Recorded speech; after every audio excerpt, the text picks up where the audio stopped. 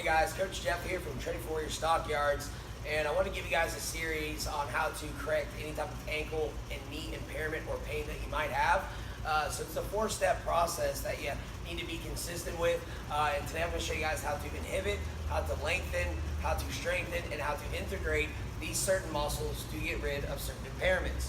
So today I'm going to start out with what we call self-myofascial release, or hey, just foam rolling, right? So the first technique that you need to go for if you have any type of ankle pain is actually going to be targeting the bottoms of your feet. So today, I'm going to be using a simple modality, just a lacrosse ball here. And how you're going to execute this is you're going to start at your forefoot, and then you're going to slowly roll your lacrosse ball across the arch of your foot and stopping on any knots or pain points that you might have. So this part of the process can take some time, but you have to rest on every pain point for anywhere from 20 seconds upwards to 2 minutes.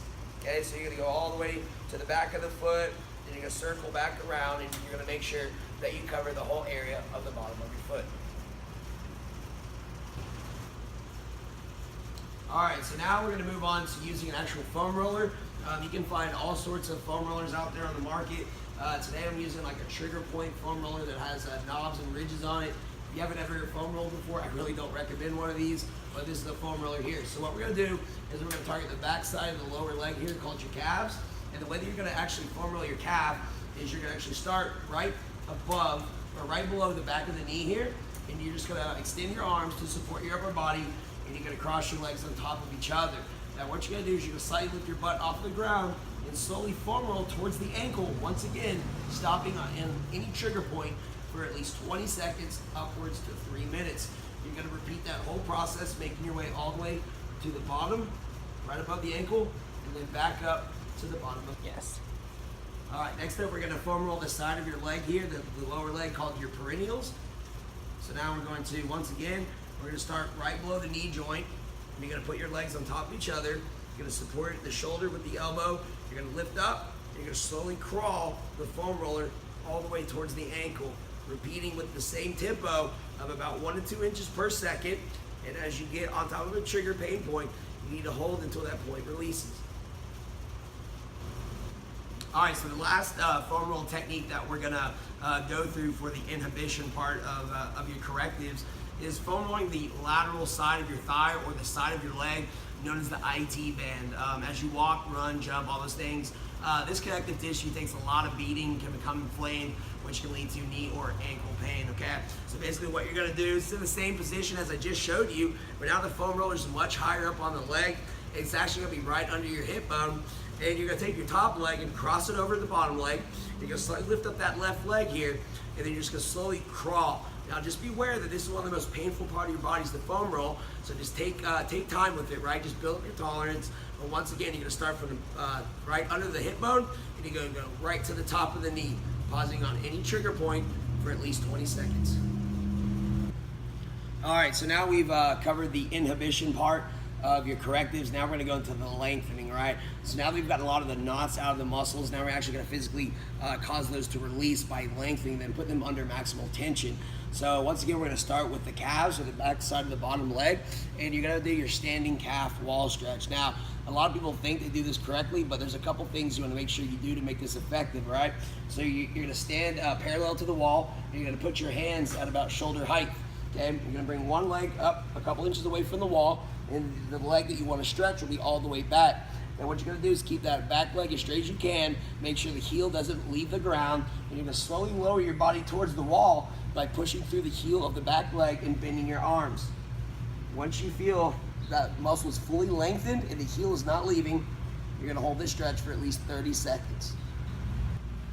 All right, so when it comes to the calf muscle, there's actually 2 muscles, and so the one that we just stretched was the top muscle. This one's gonna target the bottom muscle called the soleus. So you actually have to stretch this one with a more of a bent angle at your knee. So you're gonna position the front of your foot maybe 3 or 4 inches away from the wall. Once again, you're gonna place your hands on the walls. What you're gonna do is slowly lean in. You're gonna feel the tension build here, and you're gonna let the knee touch without letting your heel leave the ground. Once you feel that stretch and the heel does not leave and the knee is touching, you're gonna hold that for, again, 30 seconds. All right, so the last static stretch that we're gonna go with is gonna be for your hamstring complex. more specifically the outside hamstring called the biceps femoris, because it actually crosses the knee joint and inserts into the tibia here, so it can cause knee and ankle issues if it's not working properly. So the way that you're going to perform the stretch, you're going to lay all the way on your back, okay, and you're going to extend this leg up as straight as you can, toe back. You can actually embrace right behind the knee. You're going to pull a good stretch right here. Keep your leg straight. You're going to slightly internally rotate your hip and hold. Once you get that stretch, your leg as straight as you can, you're going to hold for at least 30 seconds. All right, so now we're on to the strengthening portion of correctives, all right? So now we've taken care of the muscles that are overactive or tight, but across from those overactive and tight muscles are gonna be muscles that are, maybe they're lengthened and weak. So basically we need to target the front side of the leg, known as the posterior and the anterior tibialis. So what I have here is an inch mini band. You can pick these up from Walmart. You can get them on Amazon, around like 10 to 15 bucks each, all right? So basically you're gonna attach it to a support and you're gonna put it right around the top of your foot, okay? You wanna get back far enough to where now you have tension on the mini band. What you're gonna do is actually let your foot relax, then you're gonna pull. Whenever you pull, you're gonna hold for at least 2 seconds to make sure you can feel the contraction here at the top of your shin. So it'll be 1 and 2, release. 1 and 2, release. So once again, that's going to strengthen the anterior tibialis. All right, so now that we strengthen the anterior tibialis, on the other side or the back side of the tibia is your posterior tibialis. So it's going to be very similar to the one I just showed you with a slight variation at the ankle. So you're going to set up just like the last one. Once you pull in, you're actually going to turn your toe inward. You're going to feel a contraction in a slightly different spot, holding 1 and 2, go back home, release. Pull straight up towards your body, turn the toe in, 1 and 2, release.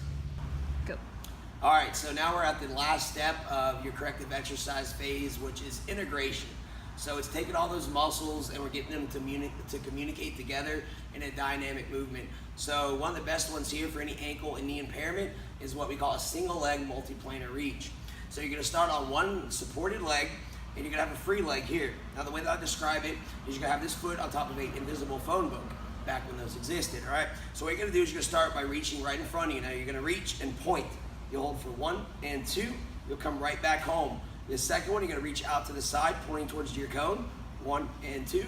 And then the last one, and typically the most challenging one, is you're gonna rotate your body at about 90 degrees, then you're gonna reach back at 45, and then come right back home.